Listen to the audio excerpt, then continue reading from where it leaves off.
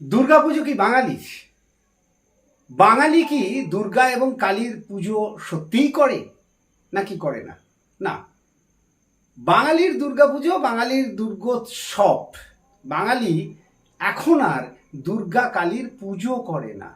এখন যেটা করে, এখন দুর্গাকে নিয়ে বাঙালি ব্যবসা করে, এখন দুর্গাকে নিয়ে বাঙালি আবেগে মেতে ওঠে, এখন দুর্গাকে নিয়ে বাঙালি উৎসব করে। কিন্তু দুর্গা কালীর পুজো বাঙালি আর করে না। কেন বলছি সব কথা? দুর্গা কালী মূলত শক্তির দেবী। সুতরাং যদি আমরা আমরা মানে যারা বাঙালি, তারা যদি সত্যিই দুর্গা কালীর পুজো করতাম, তাহলে বাঙালি একটা শক্তিশালী জাতিতে পরিণত হতো। তা হয়নি। তার কারণ হচ্ছে আমরা দুর্গার যে রূপ, তার যে পূজা, সেখান থেকে অনেক সরে এসেছি। এক সময় আমরা শুনতাম, এখনো পশ্চিমবঙ্গের বিভিন্ন জায়গাতে আছে ডাকাতে কালী, অর্থাৎ ডাকাতরাও জানতো শক্তি সঞ্চয়ের জন্য আমরা দুর্গার পুজো করি, কালীর পুজো করি।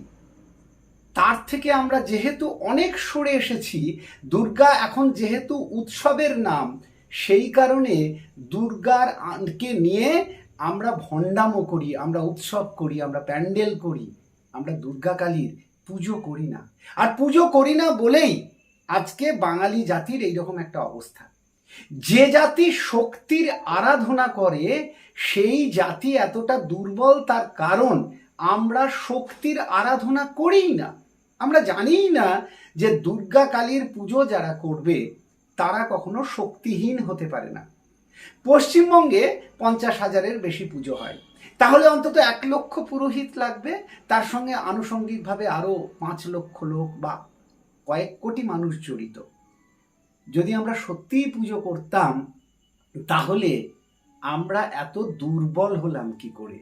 তার কারণ দুর্গা এবং কালী পুজোর যে মাহাত্ম্য, যে কারণে দুর্গা পুজো এবং কালী পুজো করা, তার থেকে সরে এসে আমরা এখন উৎসব, থিম আর লাইট নিয়ে ব্যস্ত হয়ে পড়েছি।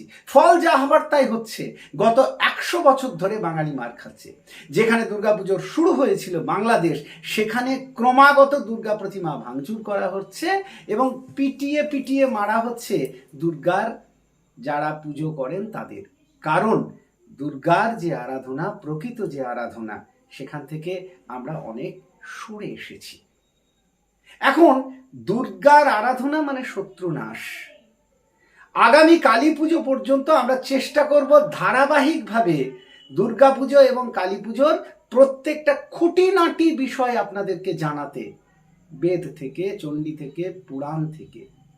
কারণ যদি দুর্গা কালীকে সত্যিই আমরা জানতে পারি, তাহলে একমাত্র বাঙালি হয়তো ঘুরে দাঁড়াবে।